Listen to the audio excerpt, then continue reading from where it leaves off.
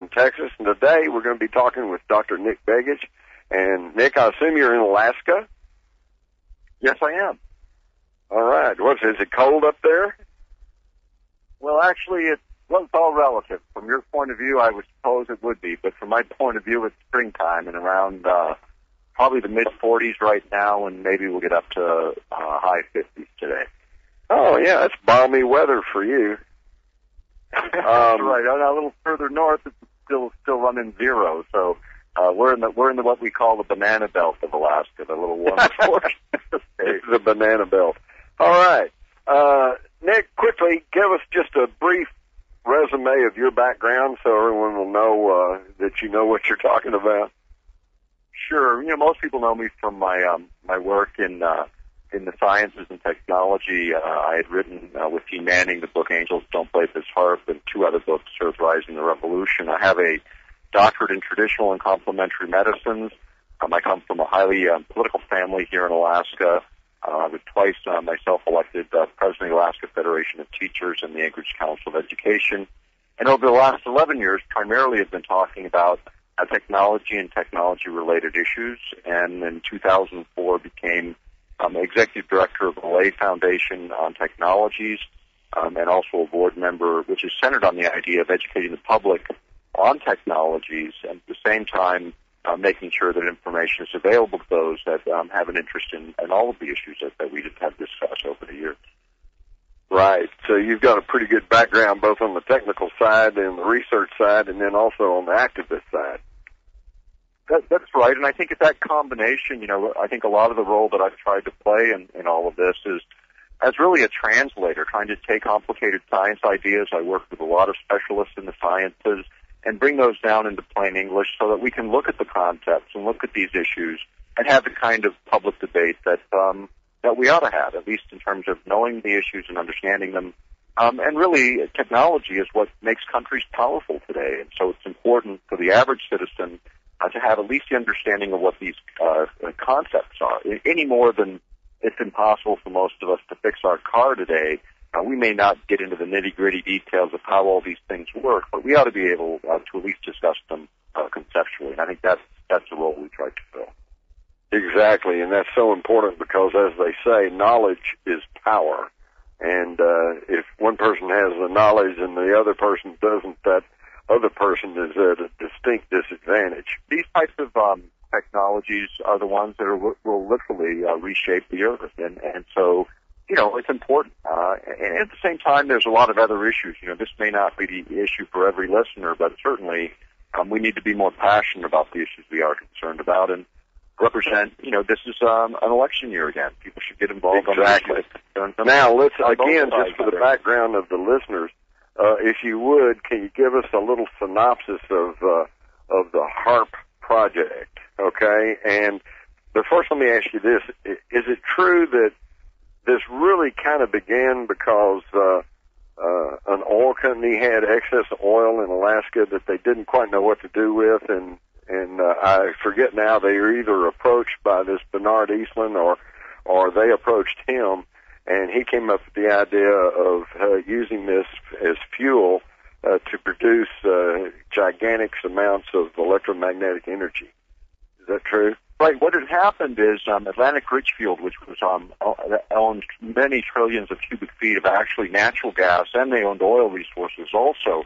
But the natural gas in Alaska, we have 35 trillion cubic feet of natural gas that doesn't have a pipeline to take it to market. And so Ben Eastland, Dr. Ben Eastland, approached ARCO with a new concept for a weapons application where they would need huge amounts of raw energy in the form of natural gas. And what he did is he pitched his idea to ARCO. ARCO set up a subsidiary called ARCO Power Technologies, Inc., which began to test some of Dr. Eastland's ideas and actually concluded that not only would they work, but they would be extremely interesting to the military. And so the concept was sold to the military with the idea that eventually we would see a field of antenna across the northern regions of the world that would be used for various weapon applications. And HAARP has just finished being developed. It's the High-Frequency Active Auroral Research Project. It just finished its first phase of construction, which is 180 antennas, each of them 72 feet tall, in a huge field in north central Alaska that is being used as a prototypical design to test a bunch of these weapons applications that are being done literally now around the world, because these transmitters do exist in many locations now. Well, when you say weapons applications, let's start with perhaps the most benign use, which would be communications. As I understand it, the idea is to bounce electronic communications off the ionosphere and thereby defeat the curvature of the Earth and be able to communicate across the Earth without using satellites. Am I halfway right there? Right.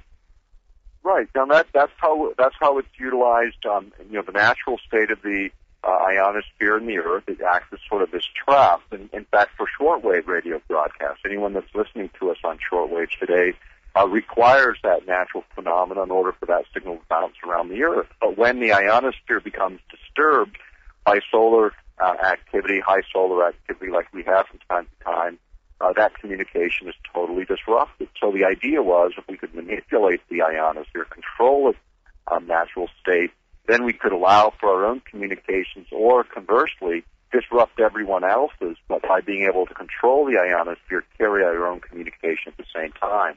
And the ionosphere, this area that begins about 30 miles above the Earth's surface, is highly energetic, and its condition can actually affect all forms of communication, whether it be telephone lines. It can even interfere with power grids when you have extreme solar activity. So the idea of artificially stabilizing or destabilizing this zone became very interesting from a military perspective, and as one of the more benign uses, it still represents a very significant potential impact to this planet.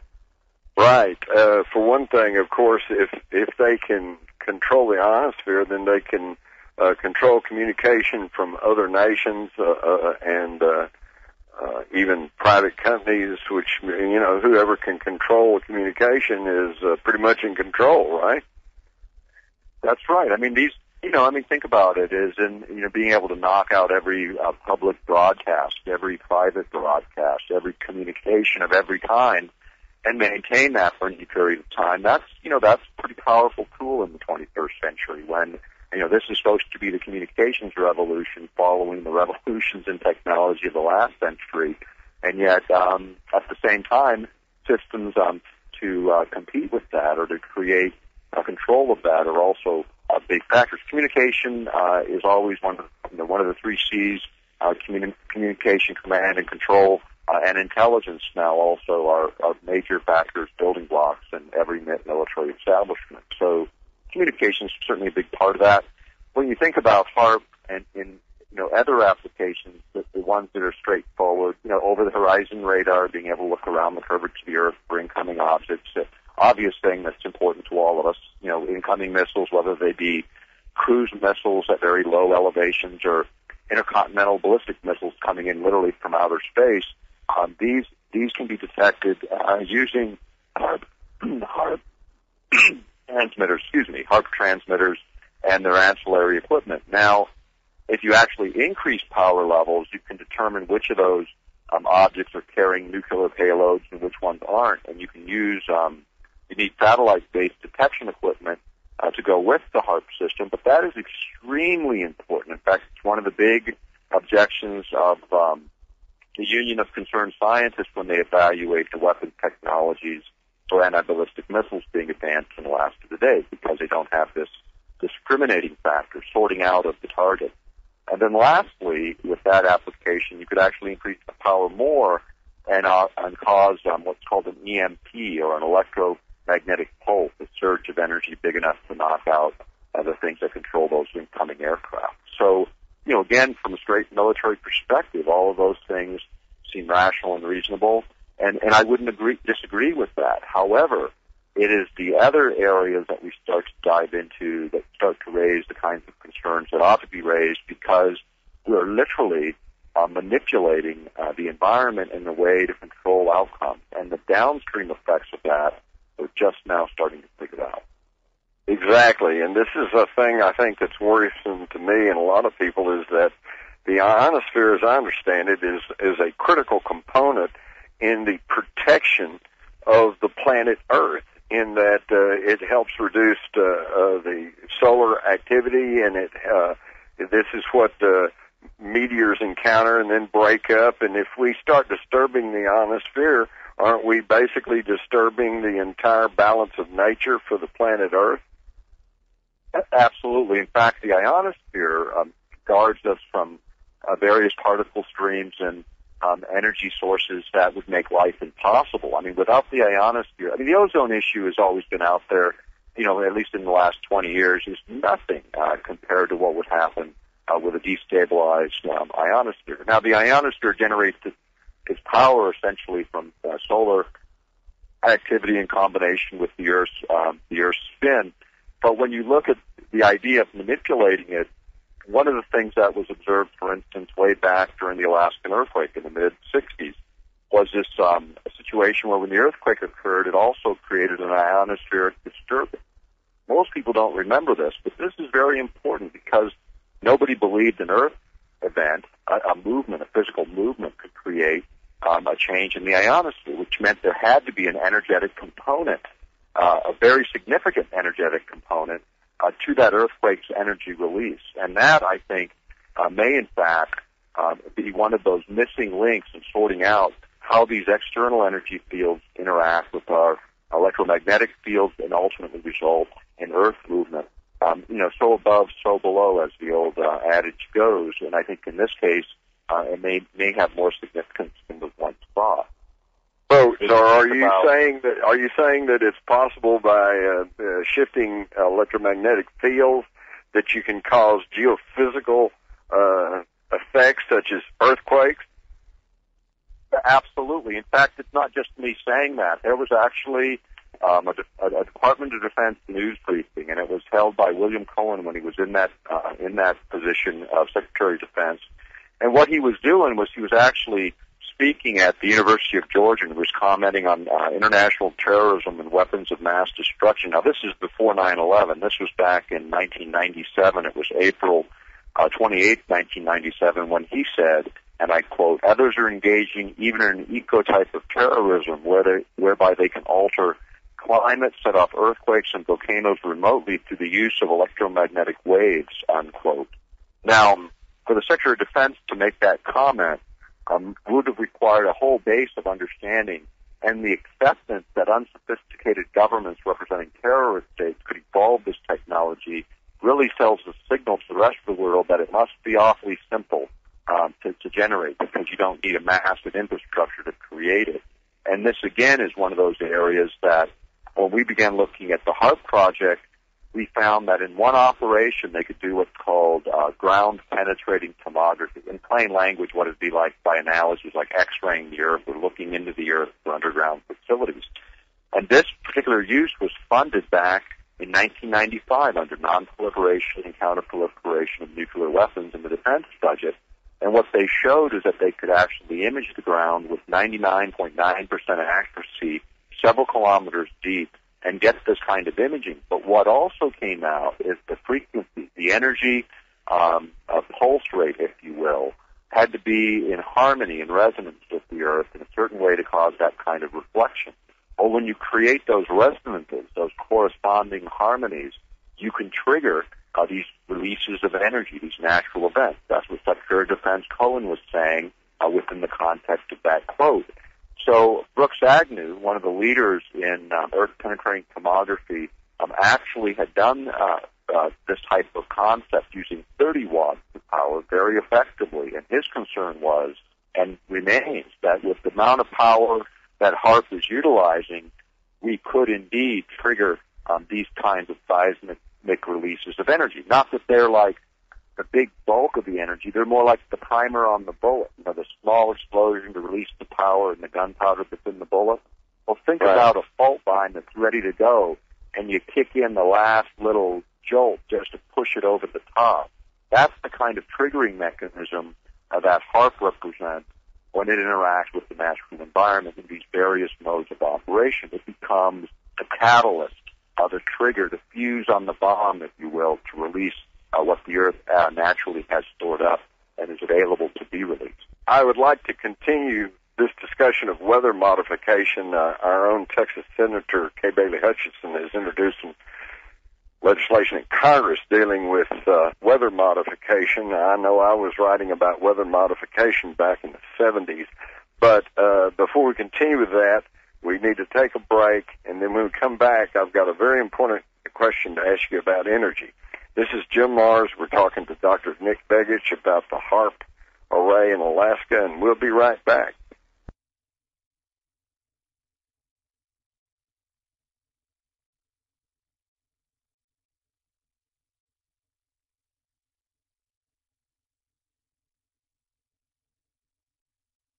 Howdy, this is your guest host, Jim Mars, and we're back here today on Dreamland with Dr. Nick Begich, talking about the HAARP array, the High Altitude Auroral Research Project up in Alaska, and Dr. Begich has a new DVD out called HAARP, The Update, and Angels Still Don't Play This HAARP. On this video, I'm going to make a slight digression here before we get back to weather modification and control. You mentioned the thermography being used to be able to locate just about anything under the ground and with certain frequencies to be able to tell exactly what it is. Do I understand that they could locate oil reserves and know that there was oil there? Absolutely. In fact, Brooks Agnew, who took earlier versions of technology that were quite simple, did it for a company now made famous, is Halliburton. And they went to 26 known drill sites in 9 states, and with 99.9% accuracy, was able to deduce not just where oil and gas existed, but the grade and quality of those oil and gas deposits. And that was done just with earth penetrating tomography at 99.9% accuracy rates, which is about as good as it gets. This knowledge, being able to use this knowledge and image the earth and know where these resources were, would be obviously important. But more importantly, within the United States, when we start to observe exactly where they are, remember these are public resources that are leased out to private companies.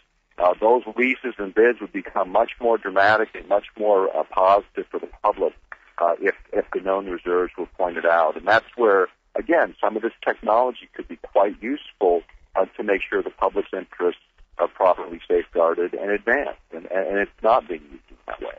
So what you're telling me is that the United States government, in the form of the military, has the capability of locating oil reserves anywhere on the earth, but instead they're using it for weapons application. Exactly right. And you know, they even tested this right after 9/11. And MSNBC on November 27th, 2001, released a story where they wanted to use earth-penetrating tomography as a way to find underground facilities in Afghanistan. And it had already been proven. In fact, one of the leading scientists on it, University of Maryland, a guy named Dr. Papadopoulos, had been on BBC television bragging about the fact that this system could locate with 99.9% accuracy underground facilities. And here we are with a technology that is capable of providing perhaps some of the solutions that we need right now. But once again, you know, national policy is not lining up with the average citizen. It's lining up with exactly the wrong institution. Right. So they have the capability of locating all the oil in the world, but they're not using it, and we have to be paying upwards to $3 and ever increasing cost per gallon for gasoline, right? That's right. In fact, expected to be 4 or 5 by midwinter this year. And you know, when you're talking about going back to HAARP, you know, one of the ideas about HAARP was that maybe we could generate energy exactly where it was in place. For instance, the huge natural gas resources on the North Slope, and then using a system like HAARP, literally beam that energy to other parts of the planet using huge reflectors in space. And what they anticipated was that would be economically feasible by 2005, and that's without considering the new matrix of energy prices that we're faced with. So here they're talking about building a gas line from one part of the planet to another, which will take over a decade to accomplish, when perhaps we could install magnetohydrodynamic generators, which are quickly assembled within less than a year, and actually be transmitting power off of the North Slope. These are the kinds of energy concepts that HAARP was introducing and have not been adequately explored, and whether or not that could be done safely remains to be seen, but certainly innovation is the need of the day, and these large systems hidden under the cloak of secrecy in the military are not being used and not being looked at, but perhaps being possible solutions to other problems. Even HAARP being used for affecting chemical reactions in the upper atmosphere of the planet. They can actually trigger chemical reactions that would replenish ozone, as an example, or conversely knocking out specific pollutants that are acting as a retaining heat in the planet. So, they're not even looking at these because they're not on the military's plate of interesting topics. And yet the inventor, when I speak with him, these things continue to come up as very important aspects of his research. So what you're telling me, what I'm hearing, is that we really don't have an energy problem. What we have is a problem in priorities and what we're spending our tax money on.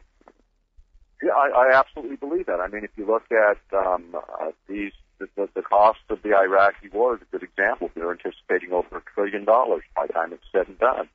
And I can assure every listener that for $1 trillion invested in innovation in the United States, we wouldn't need to be in Iraq worrying about a gallon of gas. And that's the unfortunate situation that we're in.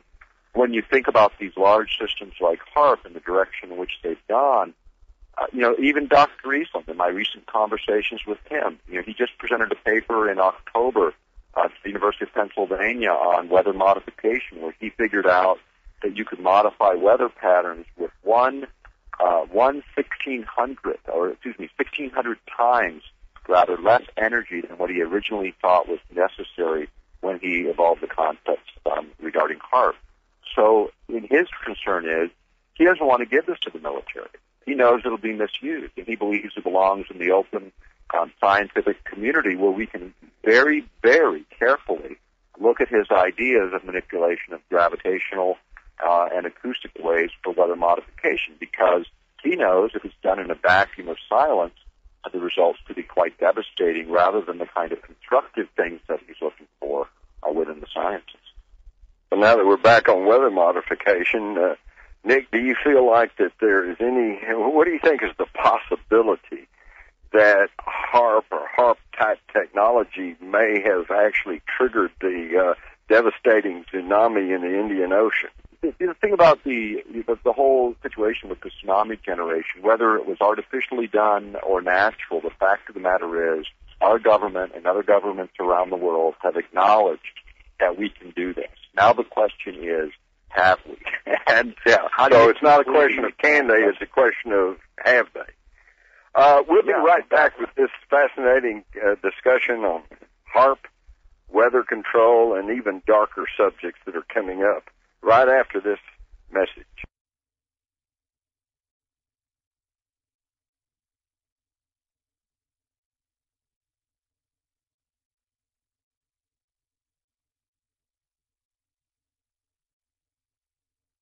This is Jim Mars. We're back here on Dreamland with Dr. Nick Begich talking about the HAARP array in Alaska and its capabilities, its use. We were just talking about the fact that it could be used to locate all the oil in the world, but instead it's being used for military applications, and one of these applications is weather modification. And Nick talks about this in his latest DVD, HAARP, the update. Angels still don't play this HAARP. Now, Nick, we were talking before the break about the possibility of the disastrous tsunami in the Indian Ocean being caused by such weather modification energy systems, and what we learned is that it's not a question of do they have this capability, because they do. They've admitted to this after listening to your DVD and learning how that they can use the HAARP energy system to intensify tropical storms into hurricanes, and then by heating the water to one side or the other, actually direct these hurricanes. Do you have any information at all that perhaps some of the deadly hurricanes, including Katrina, may have been either augmented or guided by HAARP energy systems? There's been a fair amount of questions concerning that because of, all of the controversy surrounding HAARP and, whether or not it could add a significant amount of energy there's still some big questions about that. I talked to Dr. Eastland. Initially, his response was no, it doesn't have the power. But then, I'm looking at these new ways of manipulating climate and weather. Perhaps there's more to it than meets the eye. And when you look at this, you got to look at Ben Eastland's work after HAARP, and he was contracted by the European Space Agency to look at actually heating the atmosphere utilizing HAARP systems for mitigating the power of tornadoes, because everyone knows that tornadoes happen when a cold front meets a warm front. You get that shearing, twisting action, especially down there in your part of the world, down there in Texas and the Midwest, and you get this tornado formation. His theory was if you could heat up the cool front, then you wouldn't have the energy available to do that. Now, NASA and FEMA contracted with him right afterwards to see if he could do the same thing utilizing space-based lasers, and he completed that paper. And then subsequent to that, he completed this paper late last year for the University of Pennsylvania, where he was going to modify gravitational waves and acoustic waves to create the same effect with significantly less power than HAARP. So, yes, you can create weather modifications through HAARP with what we know about the technology, and perhaps even impact things to a much greater degree based upon what's being learned just in the last few years.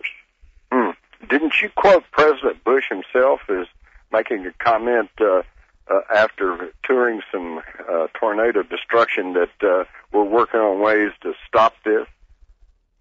Right, it actually goes back further. That goes back to Bill Clinton, and it was during that time when we had those tornadoes just roll right through Oklahoma City. And right. What he had done is he had made this comment, hey, one of these days we're going to learn how to take the energy out of tornadoes, and everybody laughed. But 3 months before that is when Ben Eastland, Dr. Eastland, actually modeled this idea using the computers at the University of Oklahoma right in that very city. And I believe Clinton was speaking about what he knew. In fact, if you go back to those tornadoes that appeared in Orlando, you remember that a few years ago, some tornadoes popped up in the 90s. Right. Tell us about that. Well, what if you look at Scientific America from, I believe it was May 2001 or 2002, you'll know which issue because the whole issue is dedicated to weather. And in that Scientific America, right above the HAARP facility, coincidentally, the jet stream took this move where it went 50 miles north and then went 75 miles east and dropped back 50 miles south and then went on its merry way.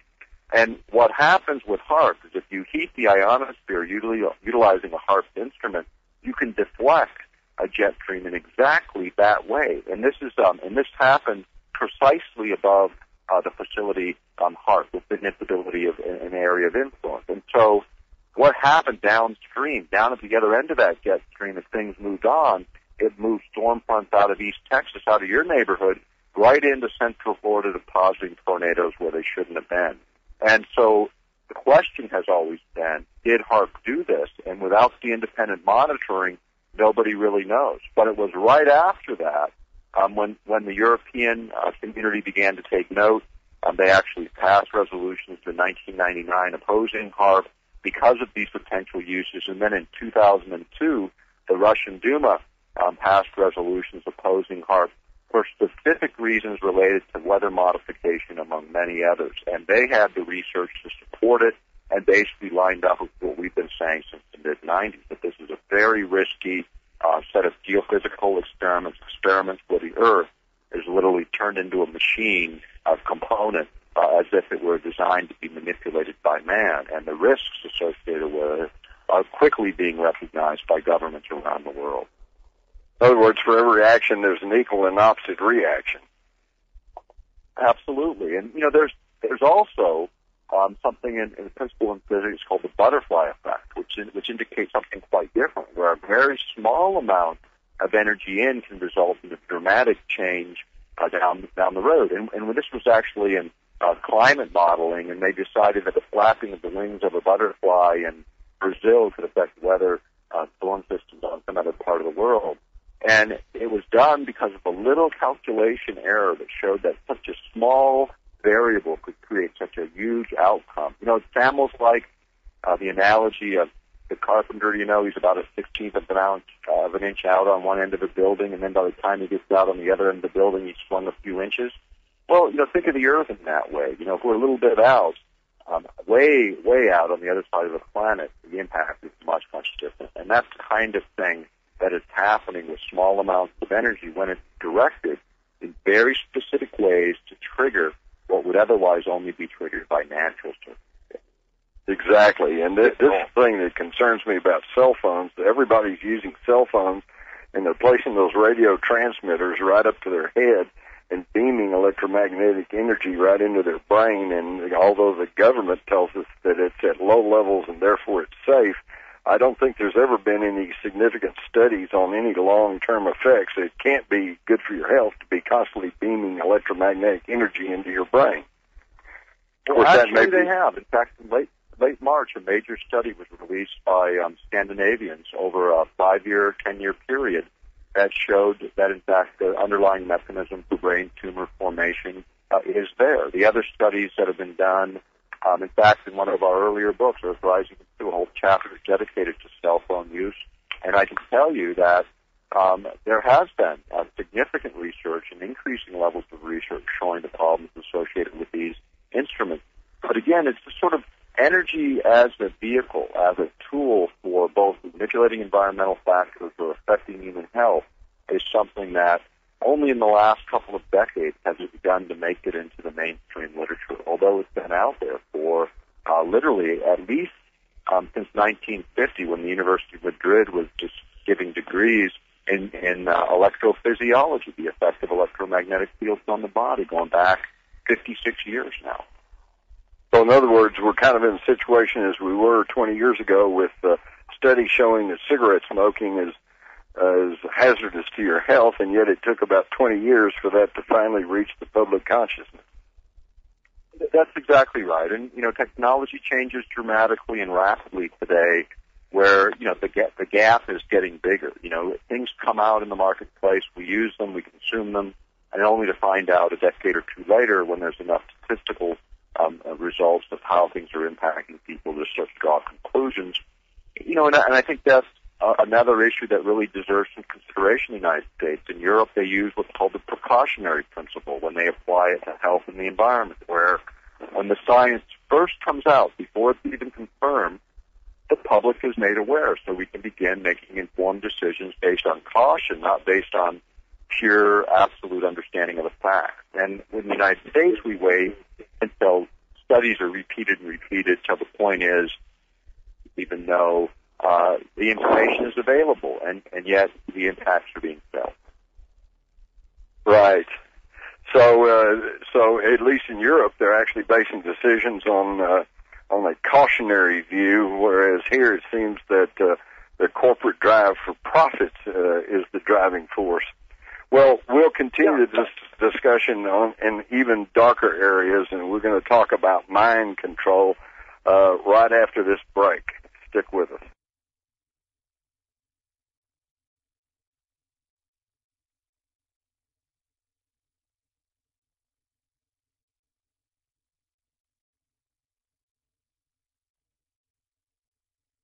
Howdy, this is your guest host, Jim Mars, here on Dreamland, and today we're talking with Dr. Nick Begich about the HAARP array in Alaska, about its uses and misuses.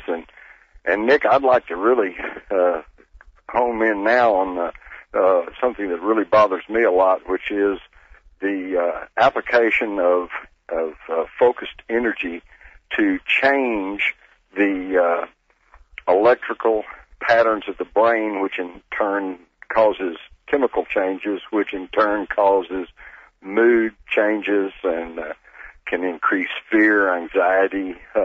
What can you tell us about that in relation to HAARP? Absolutely. This is probably, again, one of the more important issues. With HAARP, what has been shown in the past, again, going back to research initially at Yale University, where they began looking at the brain, determining what parts of the brain could be affected by electromagnetic fields. And what they determined by the mid-'80s is that you could override with what's called a frequency following response, or an FFR, as referred to in literature, where you can override normal brain activity with external, oscillating, vibrating, if you will, fields that would literally overrun the natural systems of the brain. And there was actually a good deal of research done in this to look at every organ of the body. In fact, the radio frequency dosimetry handbook was put together by the University of Utah under contract to the Air Force to look at each of the radio frequency dosages necessary to override all the vital organs of the body, whether it be the kidney, the lungs, the liver, or the brain. And in the case of the brain, research in this area goes back decades. And what has been learned is that you can not only adjust the emotional state of people, but you can do much, much more. But in a gross way, in a general way, emotion is probably the easiest thing to affect, whether you use a huge system like HAARP, which actually speaks, the whole literature goes back to 1969, where they said, J.F. Gordon MacDonald, a geophysicist at UCLA and science advisor to Lyndon Johnson, said if we could ever figure out how to electronically stroke the ionosphere in just the right way, we could return a signal to the Earth that would influence the behavior of people over huge geographic areas. This was amplified and spoken about in a book called Between Two Ages by Zbigniew Brzezinski when he was at Columbia University in 1973 before he became National Security Advisor to Jimmy Carter. HAARP represents the single biggest radio frequency transmitter ever constructed on the face of the Earth, with the capability of doing this without either as a side effect or a deliberate effect of the system. And the research and the science to support that is articulated in numerous publications that we've had over the years, as well as within our videos. That's where the real danger lies, because the idea of artificially influencing behavior over huge areas has been the temptation, and according to Zbigniew Brzezinski, will be a temptation that no matter who's in charge, liberal or conservative, they'll fall to unless the public objects and does it way in advance of that outcome. Yes, when I was researching into the Army's and CIA's experiments with the psychic phenomenon known as remote viewing, they called it brainwave entrainment. And I guess the simplest explanation of that is that anyone can do this on their own. You get two tuning forks, and you get one to vibrating at a certain frequency, say the key of G, and you just simply hold the second one up next to it. Before long, it is vibrating at that same frequency. Is this very basically what you're talking about? That's exactly right. And what happens is, the human brain is capable of being easily overridden. Now, when it's being done to you, that's one thing. On the other hand, the utilization of that knowledge for enhancing human performance, which is the flip side of this, and I know that that had been mentioned in terms of the kinds of equipment and things that we have on our website. Is actually a lot of that stuff is designed for enhancing human performance, taking advantage of this knowledge, but where you're in control, deciding what brain states you're going to enter, whether it be to focus your attention for concentration or for sleep or relaxation, or any of those things. The idea of you being able to do this just in the same way as jumping on an airplane and flying place to place, technology can serve your interest when you're in control of it. But at the same time, technology misdirected can be quite dangerous. That same plane taking you to your next airport can also be delivering the next bomb on your house. It depends on who's operating and what they plan to do with it. And I think HAARP, when you talk about influencing huge populations, that should be a great concern to everyone, because this is not... So in other words, as I understand it, they can actually diffuse the energy downput from HAARP to actually cover whole cities, perhaps whole nations. That's right. And you could utilize the same concepts with much smaller scale weapon design. In fact, I think that's what we're going to start to see, and we have already started to see it, the proliferation of the concepts on much smaller scale so they can be directed. Last year, Woody Norris won the MIT Lemelson Prize for being able to take a directed microwave beam, two of them, point them at an individual, and not just give them an emotional change, but literally deliver a message, just like people are hearing our voices on radio today, directly into the brain of that individual. And Woody Norris won $500,000 from MIT for having that breakthrough, something the military wasn't expecting for another 16 years, has already been delivered, and something we spoke about 6 years ago is already being possible. And all of these technologies, as they emerge, will either serve us or work against us. And that's the decision that each of us will need to make as we look at the technologies of the 21st century. So perhaps when Timothy McVeigh early on said that they'd implanted a chip in him and that were giving him instructions, maybe he wasn't as crazy as we all thought he was.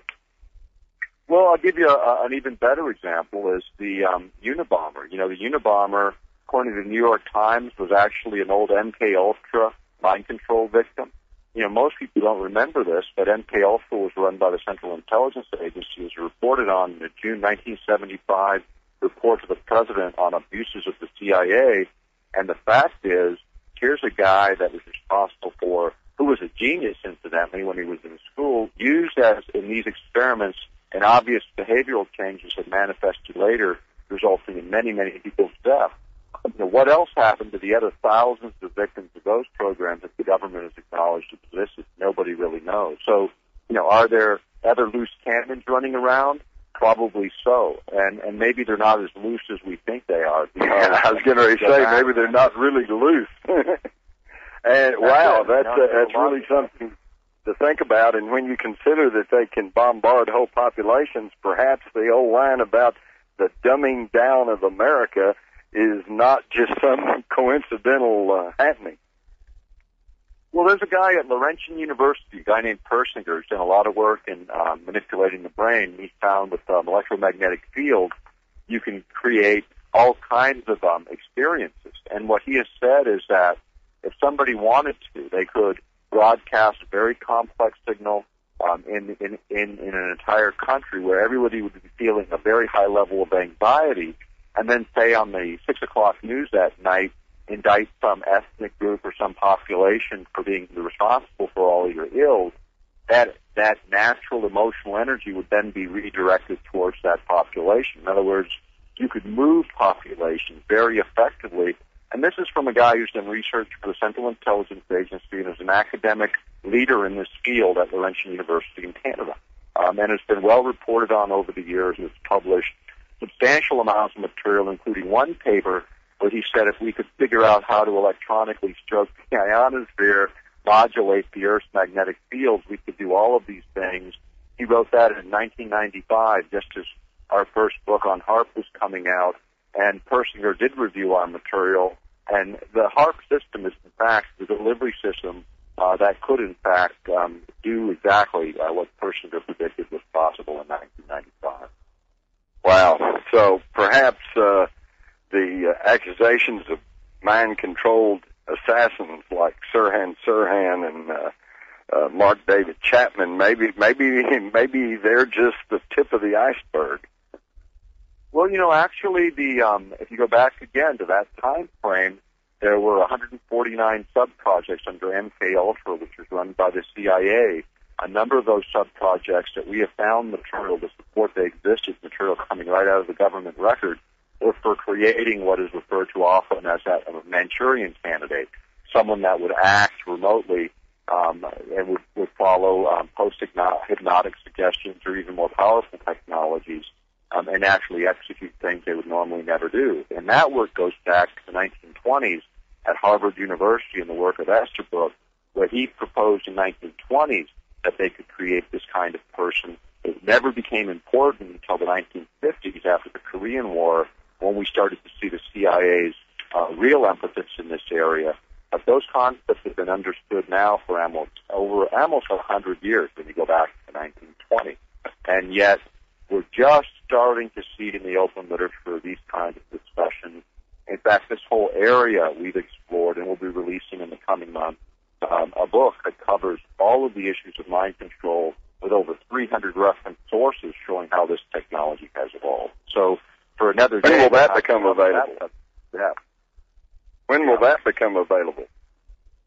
We're just in the final edit, so we're down to about the last 6 weeks before we go to print, and it's going to be what we believe the most important book on this subject ever produced, in the sense of giving people the kind of source material that you can sink your teeth into and pass on to policymakers, because they can't argue with these sources. They are from the best of academic and military records, all in the open literature, and make the case for what we believe is the most invasive technology of the 21st century. Technology. Have you got a title? Have you got a title for this book yet?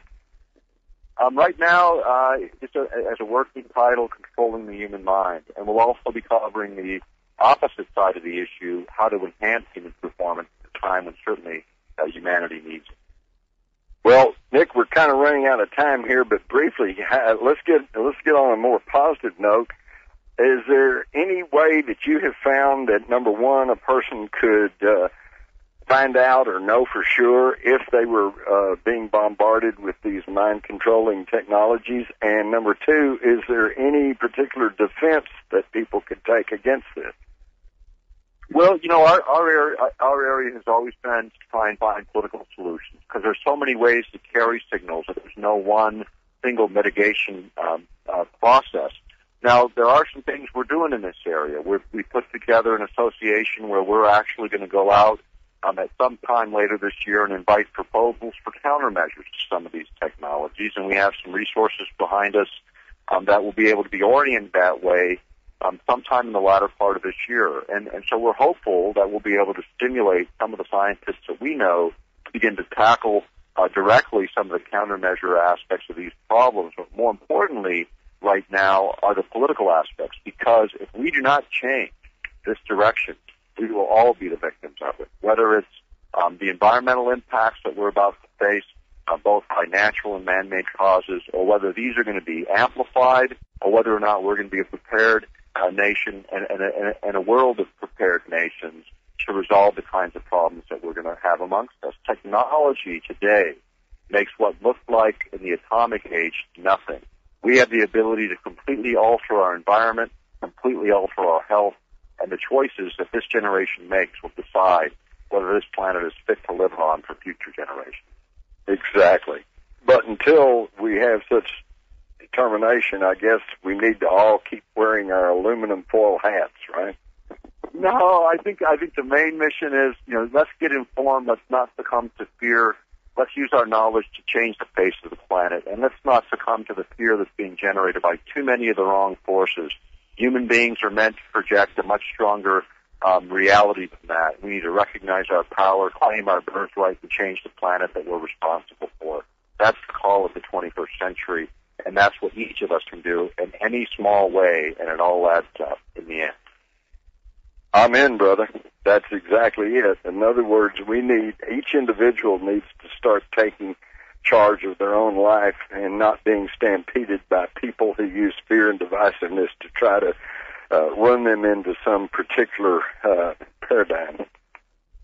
I think that's true. I think that takes power away from us. That's not what human beings are meant to do. We have, whether the problems are natural or man-made, the fact is these problems are creating more and more difficult situations for everyone. If we each put a little bit of effort into changing from the victim to the overcomer, I think we can start to recognize our own power again and begin to take control of our local institutions, our state institutions, our national institutions, and ultimately the direction in which our governments go. That's not going to happen overnight, and unfortunately, it usually only happens when things get really tough in this country, and we're going to be facing those tough times, and within those tough times are the opportunity for change. Any one of us with a little bit of gray hair knows that it's in those times of things not going so well, but the best things that have ever happened to us occur. And so the whole country, the whole world, in fact, is facing that point in time, and that point in time is now. That's true, but to do anything and make any forward progress demands that we all have full knowledge of what the technology is, what it's capable of, what its uses are, and what its misuses are. Yeah, that's it. And, this is, again, where sort of the secrecy syndrome, whether we're dealing with this issue or any of the number of controversial issues we've dealt with over the years, it's about too much secrecy at a time when open government is needed. We don't need totally transparent citizens. We need a more transparent government, one that we can look in on and make sure is truly representing what are shared in common as root American values. And I think that's, again, where technology in the 21st century, among all of us in democratic republics and democracies, it's up to us to develop the direction of these technologies. We are not helpless people. We are just the opposite. This country and other countries were founded on the idea that the average person, the average one among us, could make good decisions and direct the traffic of government. And I think we need to get back to those fundamental principles that transfer power back to people so that we can make the kinds of changes that we need to. Thank you, Nick, and I totally agree. You know, President Bush said, I am the decider, but I think that we all need to be deciders, especially when it comes to technology like the HAARP array. This has been your guest host, Jim Mars, talking with Dr. Nick Begich about the HAARP array in Alaska and its potential uses and misuses. Next up, Linda Moulton Howe. And whatever you do, don't miss Whitley Strieber and his subscriber interview with Dr. Nick Begich on the subscriber section of the website.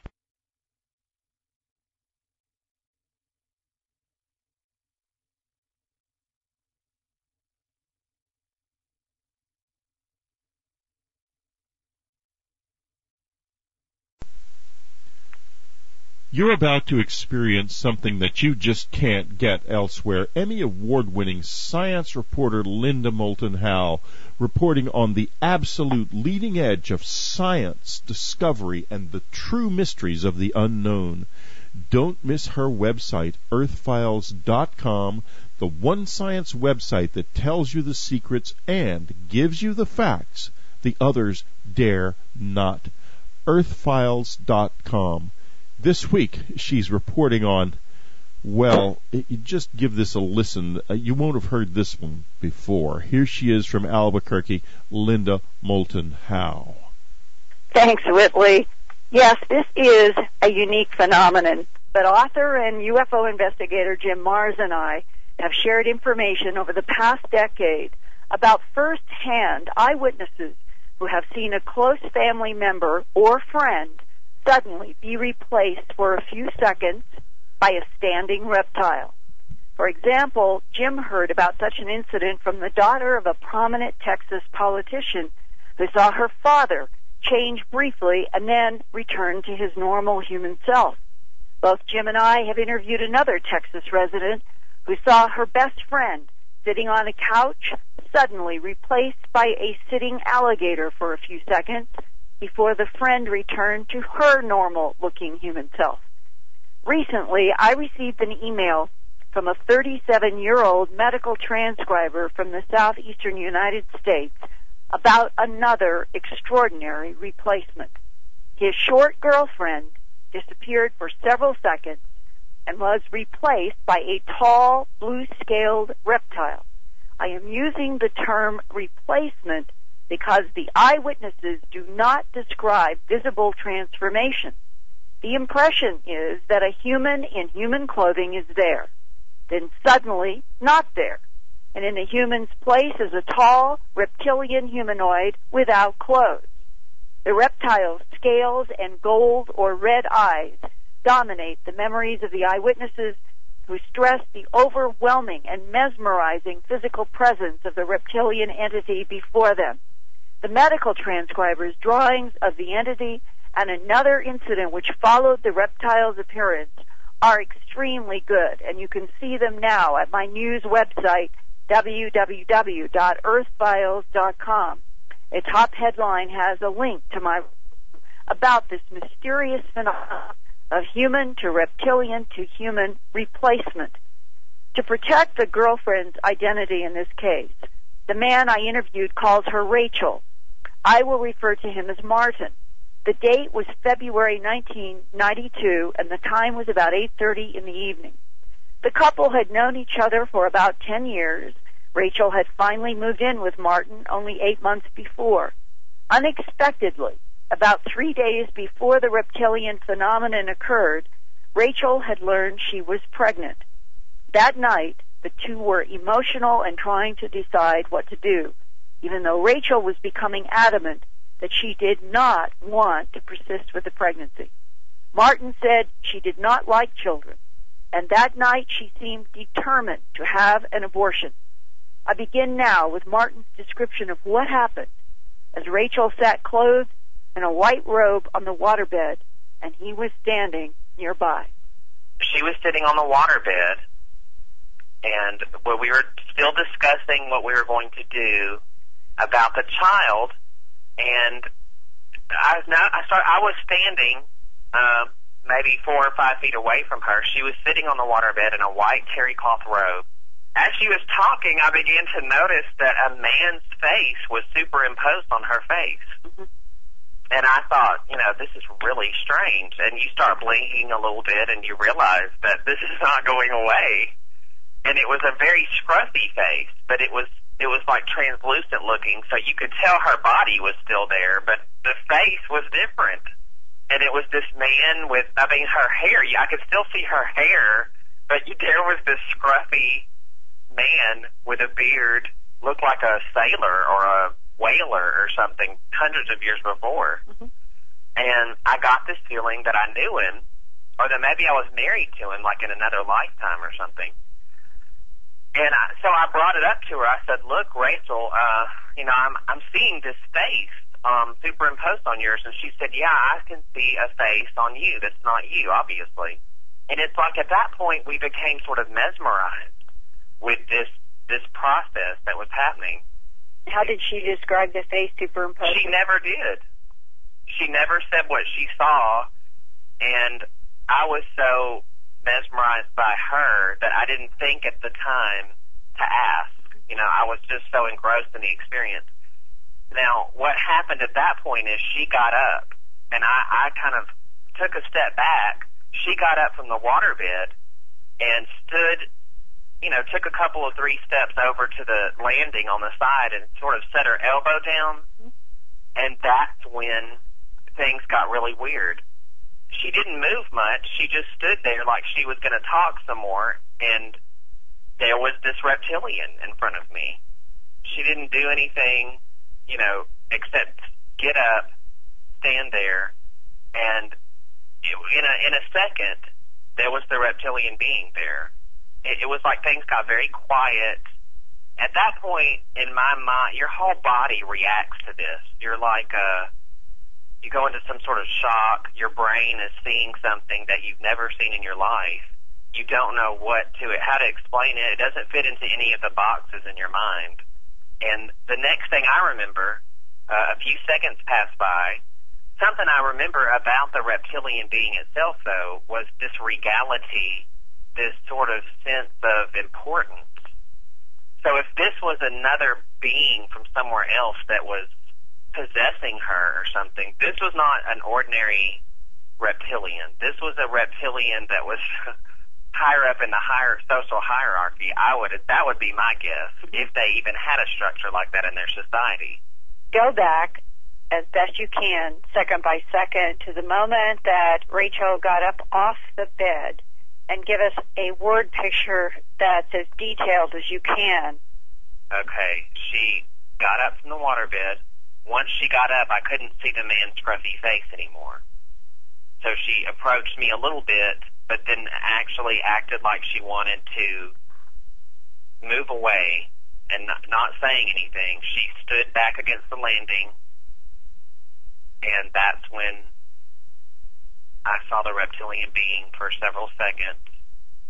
Then at that point, that was the focal point of this whole event, was seeing that being was so dramatic and so shocking to me, because it was right there in the room with me, breathing right there, and its skin, you could see everything about it. The skin looked wet, not like an amphibian creature, but it looked wet. It had a wet texture to it, almost like it was shiny. And what color could you compare that to something that we all might know? Well, the closest color is indigo, because it wasn't a light blue or purple, but it definitely had blue and purple mixed together. It also had black edges, as if the scales had some sort of shadowing or ridges. What about the face? I saw Rachel standing there propped up against the landing, but then, almost in a second, the reptilian was there and Rachel was gone. It wasn't like Rachel's body looked like a reptilian. It had nothing to do with her. It wasn't even her body anymore. It was a totally different person, quote unquote, a totally different creature. The shape of the head was different than hers. The body shape was different. It didn't have her bone structure. It was a totally different creature. Now, could you talk about the shape of the head, the colors that you saw, and especially the eyes, the nose, and the mouth? Yes, there wasn't much of a mouth. It was more just like a slit or an opening. There wasn't much of a nose, really, either. There might have been indentations that were very small where the nose would be on a normal human, and you couldn't really see a lot. But I do think that there was a crest somewhere on the forehead area, not very prominent, but there was a small ridge somewhere. I just can't remember it enough to draw it, to say that's exactly it. Mm-hmm. The eyes were gold, and the pupils were very markedly different from a normal human, and almost were like a resilient goldish black color mixed together. And compared to the skin, it was really beautiful looking. And the shape of the head was generally smaller than Rachel's head. I've been trying to sift this through in my mind. The interpretation that I made when I saw this reptilian was that it was a female. But it wasn't because of the mannerisms. It might have just been because of the general energy of this being at that time, my girlfriend. Mm-hmm. But it struck me as female, although there were no real female characteristics to the face. Could you see feet and hands? I can't remember. I don't remember the lower torso or the lower half of the body at all. I know that in my peripheral vision, I believe that I saw every part of the body, but I was just in so much shock that it's almost like a residual trace to me now. I just don't remember it. How far would Rachel have been at that point when she transformed into the reptilian? I would say no more than 5 feet away. Wow. It was pretty close. Right outside of my personal space, If you were comparing the eyes of the reptilian to an animal that I might know, what would it be? I would say a cat. Okay, a cat's gold eyes, and that the pupils were vertical and the pupils were dark, or? Yes, the pupils were vertical, not horizontal. Was the color of that vertical pupil black or dark in comparison to the gold eyes? Could have been a little bit lighter, actually, where the gold was in the middle, and then the darker part was on the outside, like a darker gold. It just looked really strange, not like anything I'd ever seen. And what happened next? Rachel was there again. The reptilian was gone and never came back. Immediately, as soon as I saw her standing there again. I mean, she's there in the same exact spot, but it's her now. Still, we haven't said a word. The entire back wall, and it's that same wall that's in the photo I sent you. Mm-hmm. It looked like, to me, my first thought was, there's a reflection of a swimming pool in here. But there was no swimming pool in the complex, anywhere near that part of the complex. Mm-hmm. But that's what my brain was telling me. This is a swimming pool reflection. And it just engulfed the whole wall. There was no sensation of like water or any sort of association with the swimming pool. It's just the way it looked. As we kept looking at it together, there were these brilliant colors that came onto the wall that almost looked like the most beautiful colors I'd ever seen. And then these symbols, these geometrically shaped symbols, were in this medium, floating on the wall in these colors. As we were standing there, it was 5 to 10 minutes, and the beautiful colors were just unbelievable. It was like something from another universe, or another dimension almost. It was not just like someone took a slide projector and put some colored filters on it. It was really beautiful. And the symbols were swimming in this medium that looked like water, but there was no water source. There was no reflection, nothing. I mean, coming out of the window, that's the only logical place it could have been coming from. Mm-hmm. But even so, a reflection would not have been imbued with all those brilliant colors and symbols. It was almost as if the symbols themselves had meaning to me personally, like a language or some sort of other symbol language that an extraterrestrial race used that perhaps Rachel and I were part of before we ever came here to this planet. We were both sort of in awe, and these symbols seemed to almost melt into us and would change and would disappear off the wall. And we would see a couple of them floating through this water-looking medium, and then they would it was almost as if they came off the wall towards you and went into your heart, and or melted into your being somehow. And then I don't remember us going to bed that night. I don't remember anything after the wall experience. I can remember how excited I felt that something was happening. I didn't know what it was. But as far as the spiritual implications of it, there was this feeling that I had been privileged to see some sort of reptilian being that wasn't of this dimension or of this world, and wasn't really exactly arrogant, but had an air of authority about it and an air of spiritual technology or something that I just couldn't understand. It was beyond me, but I could sense it. My gut feeling could sense that something important had happened. And during that period of time, did you say to Rachel, what just happened? I saw you as a blue reptile? No. I never told her at that time that I saw that. Did she say anything to you? No, nothing. As if nothing had happened. And I was so engrossed now in looking at this wall and these symbols. And, at that point I started to think, this has something to do with the baby. This has something to do with this baby that she's carrying. But it was all in coded form. What was so difficult for me about remembering and writing those symbols down now is not just because it's been so much time has elapsed since it happened, but because the symbols themselves seem to almost like unlock something. When we saw them, it's like they just disappeared into you. Is it possible that all of this was orchestrated for a very specific bloodline, and that it took your sperm and Rachel's egg to accomplish this particular fetus, and that the reptilians took it in that process?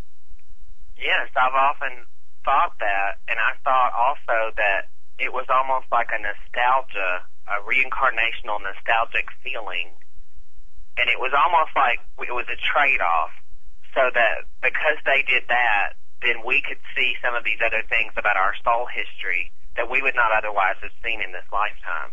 Which, for one thing, for me, that meant I don't know what Rachel saw. She could have seen all kinds of stuff, as far as I know.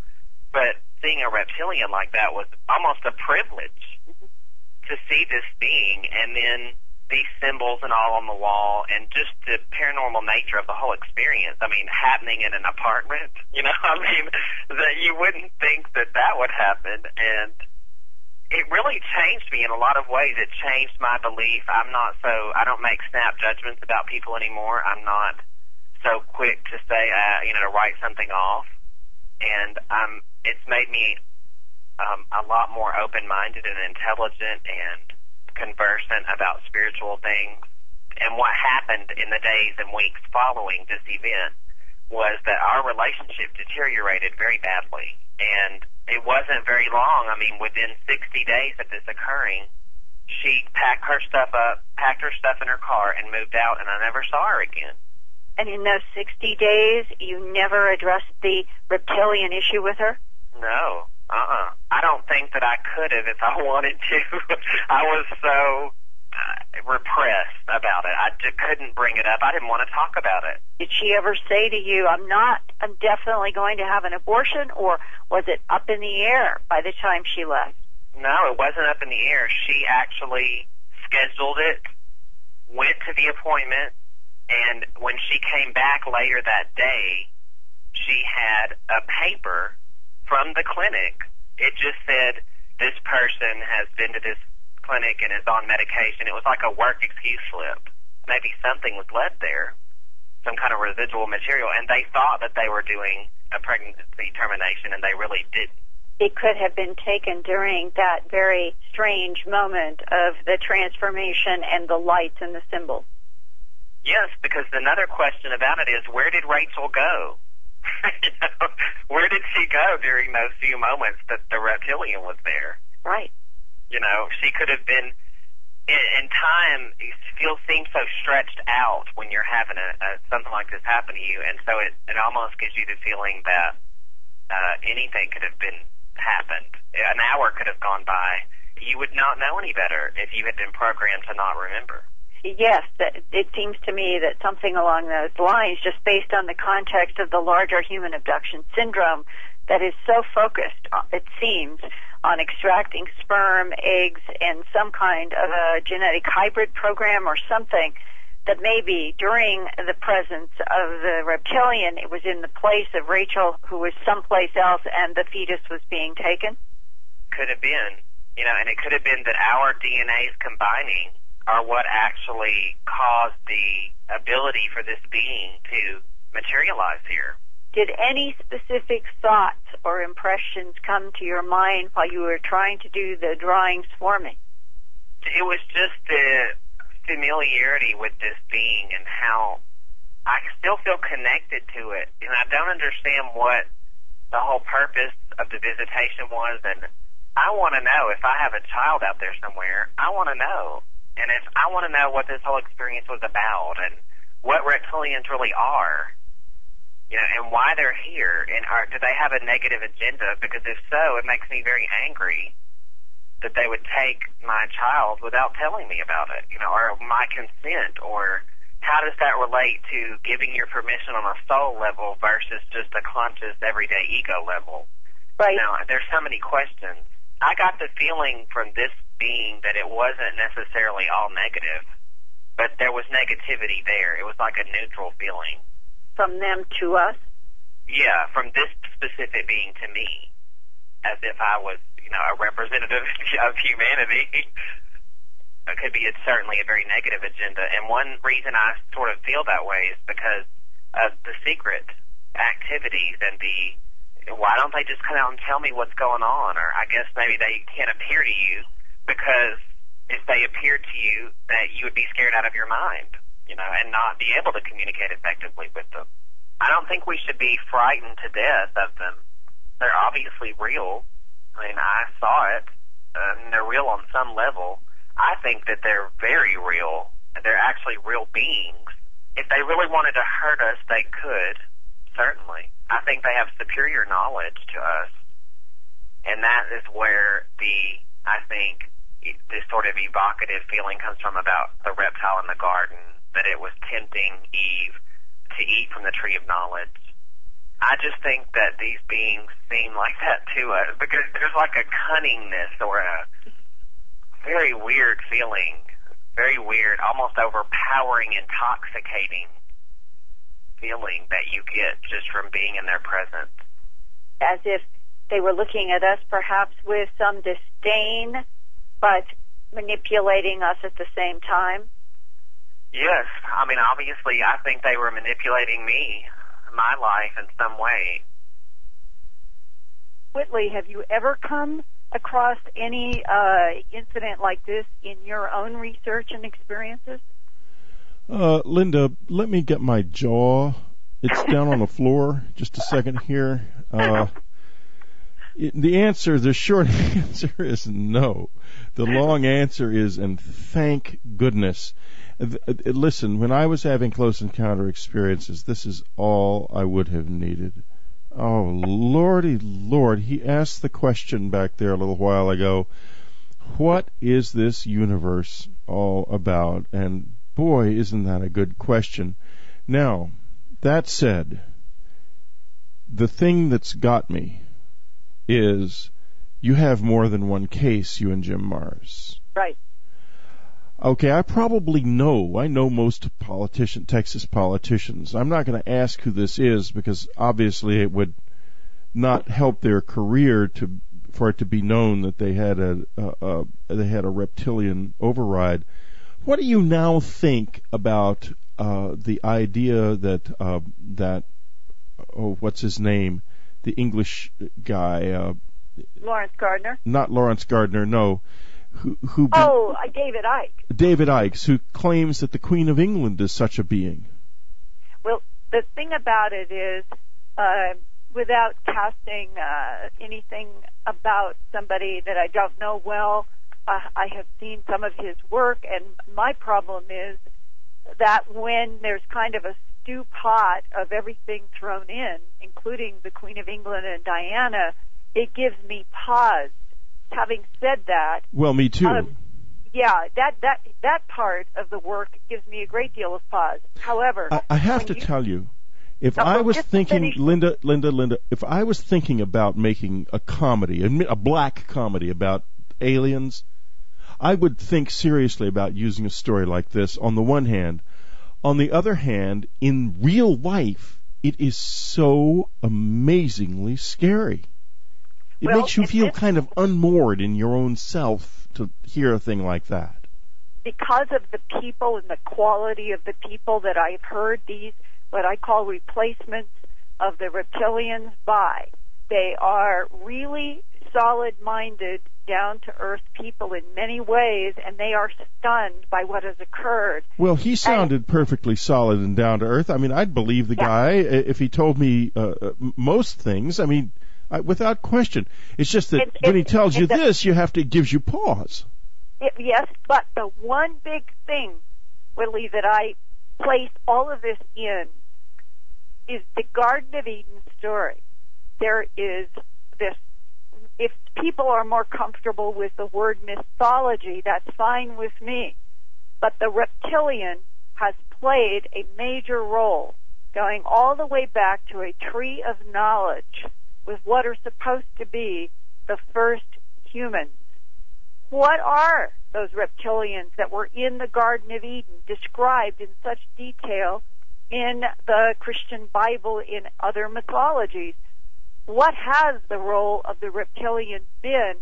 And if they cannot appear in front of the hominids that they may have been involved in manipulating DNA with, because we are so afraid, are they the cloaked figures of history? What is the exact role? And to me, this is why it is worth sharing to the Earth Files Dreamland audience. If anybody else has had anything like this and they've been afraid to speak up, if anybody in the world has, they'll hear this show, because goodness knows everybody who has had serious experiences in this area knows about this program and listens to it. Everybody. And I respect confidentiality. So people well, can so do I. I mean, that's another thing they can count on. We get letters all the time, both of us folks, and if you need confidentiality, you'll get it from us. Right, and so they can talk to me on or off the record. Right. And in this case, I'm protecting with March and in Rachel their real identity, but the story, I think, is definitely worth sharing. And if there is anybody else out there who has any other firsthand experience, get a hold of me at earthfiles@earthfiles.com. Well, Linda Moulton Howe, thank you very much for a great and fascinating report. There's just nobody else in the world. Weapons applications that are being done literally now around the world, because these transmitters do exist in many locations now. Well, when you say weapons applications, let's start with perhaps the most benign use, which would be communications. As I understand it, the idea is to bounce electronic communications off the ionosphere and thereby defeat the curvature of the Earth and be able to communicate across the Earth without using satellites. Am I halfway right there? Right.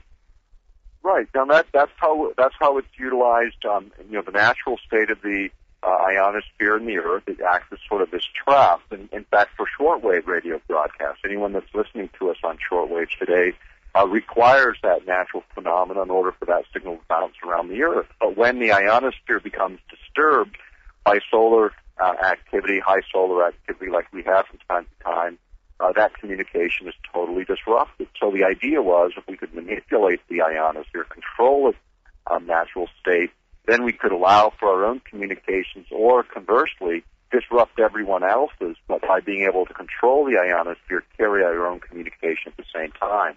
And the ionosphere, this area that begins about 30 miles above the Earth's surface, is highly energetic, and its condition can actually affect all forms of communication, whether it be telephone lines. It can even interfere with power grids when you have extreme solar activity. So the idea of artificially stabilizing or destabilizing this zone became very interesting from a military perspective, and as one of the more benign uses side and the research side, and then also on the activist side.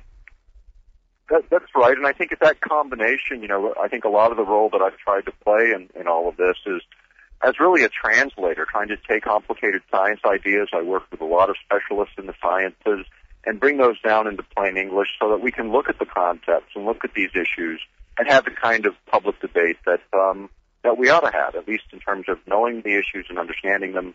And really, technology is what makes countries powerful today, and so it's important for the average citizen to have at least the understanding of what these concepts are. Any more than it's impossible for most of us to fix our car today, we may not get into the nitty-gritty details of how all these things work, but we ought to be able to at least discuss them conceptually. And I think that's the role we try to fill. Exactly, and that's so important because, as they say, knowledge is power.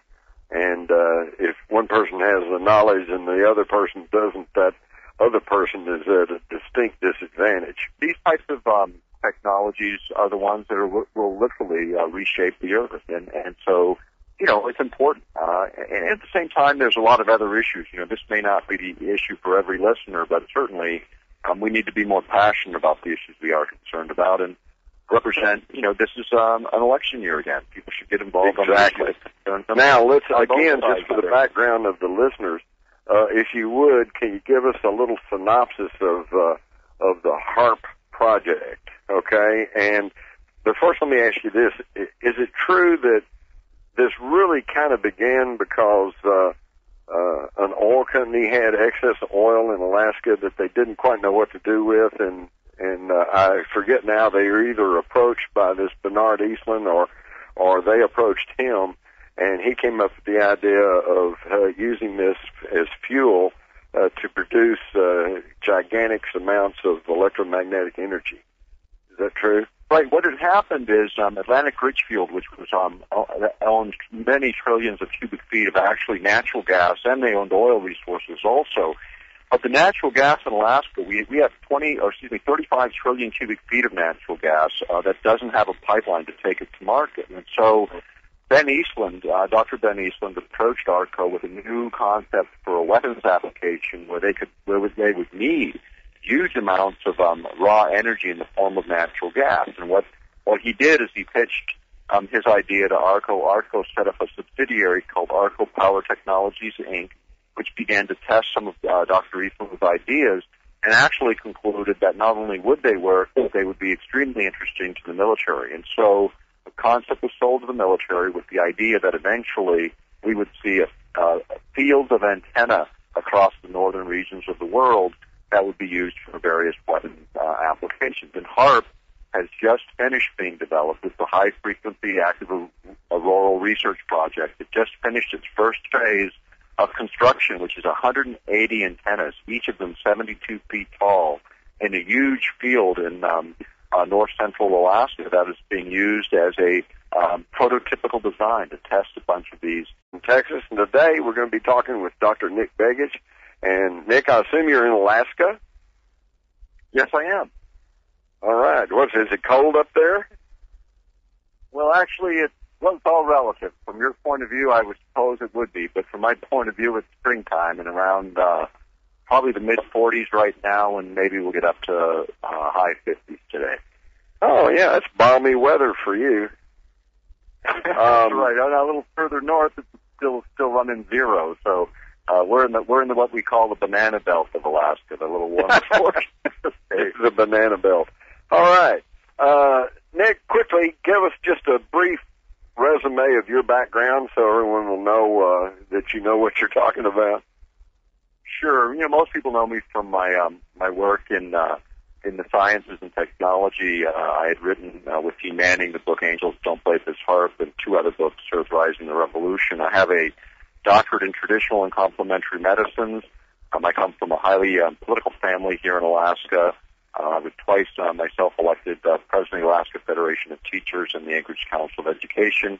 And over the last 11 years, primarily have been talking about technology and technology-related issues. And in 2004, became executive director of the Lay Foundation on Technologies, and also a board member, which is centered on the idea of educating the public on technologies, and at the same time making sure that information is available to those that have an interest in all of the issues that we have discussed over the years. Right. So you've got a pretty good background both on the technical. It still represents a very significant potential impact to this planet. Right. For one thing, of course, if they can control the ionosphere, then they can control communication from other nations and even private companies, which, whoever can control communication is pretty much in control, right? That's right. I mean, think about it, is in, being able to knock out every public broadcast, every private broadcast, every communication of every kind, and maintain that for any period of time. That's a pretty powerful tool in the 21st century when, this is supposed to be the communications revolution following the revolutions in technology of the last century. And yet, at the same time, systems to compete with that or to create control of that are also big factors. Communication is always one of the 3 C's, communication, command, and control. And intelligence now also are major factors, building blocks in every military establishment. So communication is certainly a big part of that. When you think about HAARP and in other applications, the ones that are straightforward, over the horizon radar, being able to look around the curvature of the Earth for incoming objects, obvious thing that's important to all of us, incoming missiles, whether they be cruise missiles at very low elevations or intercontinental ballistic missiles coming in literally from outer space. These can be detected using HAARP transmitters and their ancillary equipment. Now, if you actually